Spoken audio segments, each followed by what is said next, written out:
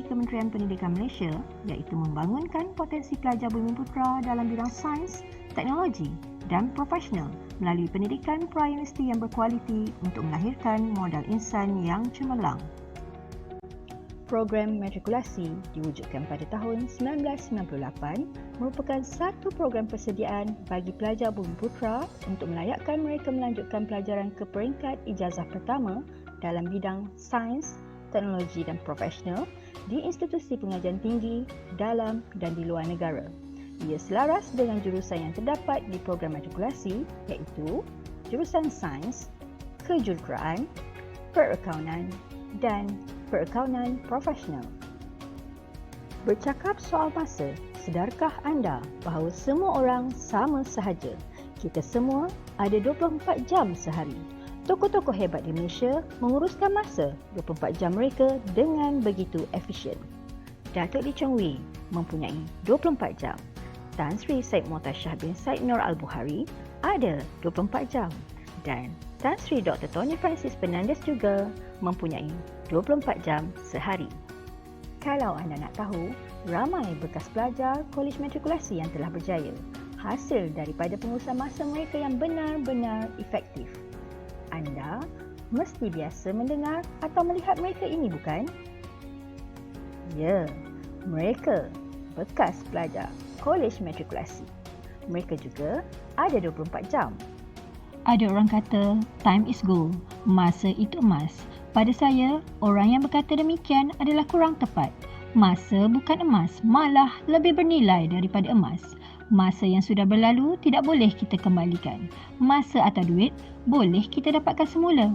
Menurut Imam Hasan Al-Banna, sesiapa yang tahu nilai sebenar masa akan tahu tentang hidup itu sendiri kerana masa adalah kehidupan. Sesungguhnya, masa itu ibarat pedang. Jika kamu tidak memotongnya, ia akan memotong kamu. Baiklah, saudara-saudari sekalian. Kenapa ya masa itu penting? Apa tujuan pengurusan masa ini? Ia adalah bertujuan untuk mengelakkan daripada melakukan sesuatu perkara yang sia-sia. Seterusnya, memastikan semua kerja boleh disiapkan tepat pada masanya. Dan yang ketiga, perkara-perkara yang diatur mengikut masa yang betul akan menyenangkan hati kita. Seterusnya adalah untuk mengelakkan tekanan, stres dan gangguan emosi. Kepentingan masa ini adalah apabila anda gagal untuk menguruskan masa dengan bijak, anda mungkin akan membazir masa yang banyak dengan perkara-perkara yang tidak berfaedah, menjadi tidak produktif, pasti mendapat stres, seterusnya menjadi cemas dan bimbang serta bertambah gusar dan akhirnya akan mudah marah. Dan yang paling utama, anda gagal menyiapkan apa-apa tugasan pada masa yang ditetapkan. Jadi, nak ke tak nak, urus masa dengan baik. Banyak perkongsian di media sosial dan bahan pembacaan tentang kaedah mengurus masa. Anda boleh pilih mana-mana yang bersesuaian dengan diri anda. Berikut, saya kongsikan kaedah pengurusan masa yang berkesan. Berkesan atau tidak, anda perlu buat. Buat dan buat. Berikut dikongsikan kaedah pengurusan masa pembelajaran di rumah dan pembelajaran di kolej. Baik, mari kita lihat apa yang perlu anda lakukan bagi mengurus masa dengan baik semasa belajar di rumah atau pembelajaran dalam talian. Kita bahagikan kepada 3 bahagian, iaitu bahagian sebelum, semasa dan selepas pembelajaran. Bahagian pertama, sebelum sesi pembelajaran. Sebelum memulakan sesi pembelajaran, pelajar perlulah terlebih dahulu, yang pertama, meneliti jadual pembelajaran yang telah diberikan bagi memudahkan segala persiapan seperti menyediakan buku rujukan dan buku nota yang berkaitan dengan mata pelajaran yang akan berlangsung pada hari tersebut. Seterusnya, pilihlah tempat belajar yang sesuai. Sebaiknya, jangan belajar di depan televisyen. Cari ruangan yang selesa, tenang dan aman. Yang ketiga, pastikan semua keperluan pembelajaran seperti komputer riba atau telefon bimbit telah dicaj ke tahap maksimum dan yang paling utama, data internet mencukupi. Yang keempat, bersedia di tempat belajar 15 minit sebelum kelas bermula sambil membuat sedikit ulang kaji pembelajaran yang lepas atau membaca nota pembelajaran yang akan datang. Semasa sesi pembelajaran, anda perlu kekal fokus pada pembelajaran yang sedang berlangsung. Jangan tengok media sosial atau membuat pekerjaan yang lain kerana anda akan mudah hilang fokus dan terganggu. Sebaiknya, buatlah nota ringkas sendiri dengan menggunakan teknik mapping atau apa-apa teknik yang memudahkan anda faham tentang pembelajaran itu. Pastikan juga kamera anda dalam keadaan mode on apabila diminta oleh pensyarah. Interaksi dengan cara ini membolehkan anda lebih fokus. Jika anda tutup kamera, pasti akan ada peluang untuk anda tidak fokus. Pastikan anda mengambil bahagian dalam sesi pengajaran dan pembelajaran dengan aktif dengan menjawab dan bertanyakan soalan sekiranya perlu. Anda boleh meminta izin take 5 daripada pensyarah untuk kekal fokus sekiranya perlu. Minumlah air kosong atau makan buah-buahan bagi mengelakkan dari rasa mengantuk, tetapi pastikan anda tidak mengganggu sesi pembelajaran. Anda juga digalakkan untuk merakam pembelajaran online yang sedang berlangsung bagi memudahkan anda ulang dengar pada masa akan datang. Okey, yang terakhir ialah selepas tamat pembelajaran.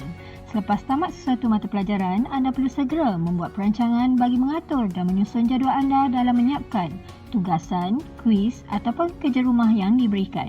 Ia penting supaya anda tidak melewati tarikh dan masa yang diperuntukkan untuk menghantar kepada pensyarah yang terlibat. The Eisenhower Matrix boleh digunakan bagi menentukan apa yang penting dan apa yang perlu disegerakan.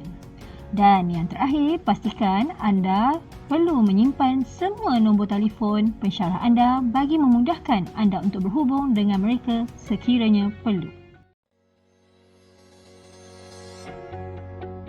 Okey, baik. Apa yang akan dikongsikan sebentar lagi adalah pengurusan masa semasa anda berada di kolej matrikulasi, khususnya semasa pembelajaran bersemuka. Seandainya anda kembali ke kolej kelak, kemungkinan anda akan belajar secara bersemuka ataupun secara hybrid atau dalam talian. Tidak mengapa, jangan panik, jangan risau. Anda hanya perlu cakna dan peka terhadap arahan pengurusan kolej dari semasa ke semasa. Okey, mari saya kongsikan pula jadual PDP kolej. Nah, anda perlu belajar di kolej mulai jam 8 pagi hingga 4 petang. Tidak sama dengan di sekolah dahulu. Jangan risau. Bukanlah anda belajar secara terus-menerus. Ada waktu senggang di antaranya. Apapun, rujuk jadual masing-masing. Tips yang pertama, rancang dan susun jadual harian. Buatlah jadual harian anda sendiri. Catatkan pukul berapa biasanya anda bangun tidur. Berapa lama anda bersiap untuk ke kelas. Pukul berapa anda pergi ke kelas. Pukul berapa anda pulang dari kelas ke kolej kediaman. Berapa lama masa pula yang anda perlu ambil untuk menyiapkan tugasan. Daripada jadual di atas, anda boleh menentukan berapa banyak masa lapang yang anda ada dan anda boleh menyusun jadual supaya semua aktiviti dapat disempurnakan pada hari yang sama. Buat juga semua senarai mengenai perkara yang penting, khususnya apa yang ingin anda lakukan. Berikut merupakan contoh jadual harian. Merancang jadual aktiviti harian adalah penting. Anda boleh mulakan hari anda dengan melakukan kerja-kerja yang paling penting di awal pagi. Anda juga boleh rancang jadual anda. Contohnya, pada waktu semasa di antara kelas ataupun selepas jam 4.30 petang, anda boleh merancang dan membuat temujanji berjumpa pensyarah bagi pertanyakan tajuk yang anda kurang faham di dalam kelas. Anda perlu senaraikan semua aktiviti yang anda jalankan dalam masa satu hari. Susun, atur aktiviti berdasarkan kepentingannya. Buatlah jadual aktiviti anda mengikut masa yang sesuai. Disiplinkan diri melakukan semua aktiviti yang telah ditetapkan. Pastikan apa yang telah dirancang di dalam jadual mesti diikuti dengan betul. Barulah berkesan. Seterusnya, teknik 15 minit lebih awal. Dalam zaman sekarang, sangat mudah untuk kita mengawal masa. Kita boleh gunakan telefon bimbit sebagai penjaga masa kita. Di dalam telefon bimbit, anda boleh setkan reminder untuk memberi peringatan kepada diri sendiri tentang jadual waktu yang tepat. Ada orang menggunakan kaedah menetapkan waktu 15 minit lebih awal dari waktu sebenarnya supaya lebih berdisiplin dan mengelakkan dari terlambat. Untuk pengetahuan anda semua, di kolej matrikulasi, anda perlu bergerak dari satu dewan kuliah ke dewan kuliah yang lain. Tak sama ya seperti mana di sekolah dahulu, cikgu yang datang kepada anda. Tetapi di program matrikulasi, anda yang perlu mencari pensyarah. Jadi, jangan biarkan pensyarah anda tertunggu-tunggu. Yang seterusnya, tentukan kepentingan aktiviti dan masa untuk bertindak berdasarkan Eisenhower Matrix. Anda seharusnya memikirkan dan mempertimbangkan sesuatu perkara berdasarkan elemen-elemen berikut. Yang pertama, perkara yang penting dan memerlukan tindakan segera. Contohnya, tugasan yang memang penting dan anda telah menghampiri tarikh tutup bagi penghantarannya. Maka, perkara ini perlu diberi keutamaan dan anda perlu segera bertindak. Yang kedua, perkara yang penting tetapi tidak memerlukan tindakan yang segera. Contohnya, tugasan yang tidak mempunyai tarikh akhir tetapi ia tetap penting. Anda boleh memilih, menentukan dan menyusun semula tempoh pelaksanaannya. Yang ketiga, perkara yang tidak penting tetapi memerlukan tindakan segera. Perkara ini anda perlu tangguhkan, namun anda boleh agihkan tugasan tersebut kepada orang lain yang anda percaya.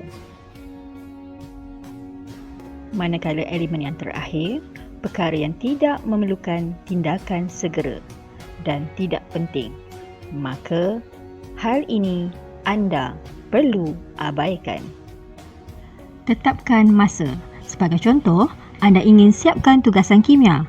Anda hadkan 15 minit untuk setiap satu soalan. Hal ini menjadikannya lebih menyeronokkan kerana sudah wujud satu permainan ataupun game dengan had masa. Anda pasti bersemangat menyiapkan tugasan. Gunakan diary. Catat tarikh dan masa yang penting di dalam diary anda agar tidak terlepas pandang. Diary pecahan masa dapat membantu anda melakukan tugasan dan mencapai matlamat yang ditetapkan. Ia juga turut membantu anda untuk merancang aktiviti harian berdasarkan apa yang mesti dibereskan. Secara langsung, ia membantu anda untuk menggunakan masa yang terluang untuk menyiapkan tugasan atau aktiviti yang ingin anda lakukan. Seterusnya, tips kalender dalam talian.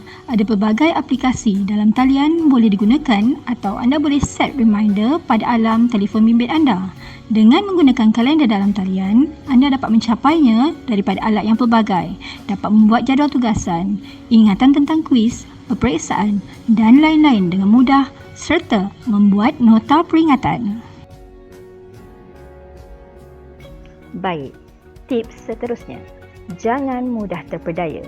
Masa bergerak sangat pantas. Kadang-kadang, tanpa kita sedar, hari telah menjelang petang.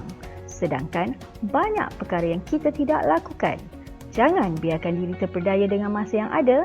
Anda hanya membazir masa. Para pelajar sekalian, anda berada di program matrikulasi hanya 2 semester. 2 semester bukanlah lama. Jangan terkejut. Ada subjek yang baru sahaja belajar, dah ada kuis dan kuis ini pula diambil kira di dalam markah penilaian berterusan, seterusnya mempengaruhi markah peperiksaan akhir kalian. Penting tu, jangan lengahkan masa dengan perkara yang tidak berfaedah. Tips seterusnya, anda perlu menyimpan semua tugasan dan urusan pembelajaran agar sistematik. Contohnya, buatlah sistem penfailan mengikut subjek dan simpan semuanya di satu tempat. Baiklah, ini merupakan tips yang terakhir. Siapkan tugasan dengan betul semasa kali pertama anda lakukan. Pastikan anda menyediakan draft tugasan dan berbincanglah dengan rakan sekuliah ataupun pensyarah anda agar apa yang anda lakukan adalah betul dan menepati apa yang diinginkan. Perkara ini memberi impak kepada pemarkahan penilaian berterusan anda yang diambil kira dalam pencapaian akademik. Ya, impak kepada pemarkahan peperiksaan semester program matrikulasi atau yang dikenali sebagai PSPM.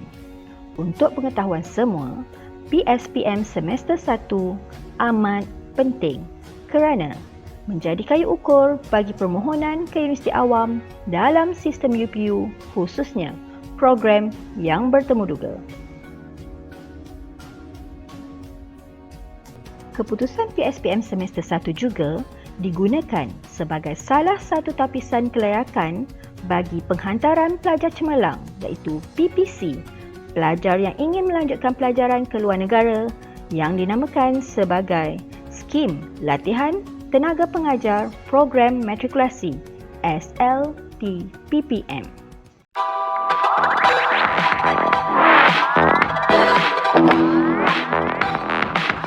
Jujurnya, fasa hidup di program matrikulasi hanyalah satu latihan bagi graduan dalam menghadapi kehidupan sebenar yang lebih mencabar. Dan jika semasa program matrikulasi anda tidak mampu mengurus masa dengan baik, bagaimana nanti apabila bekerja ataupun telah berkeluarga? Fikir-fikirkan dan bertindak untuk kebaikan diri anda.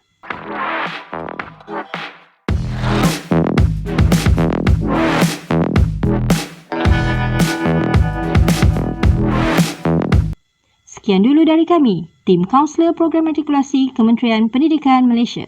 Semoga berjaya.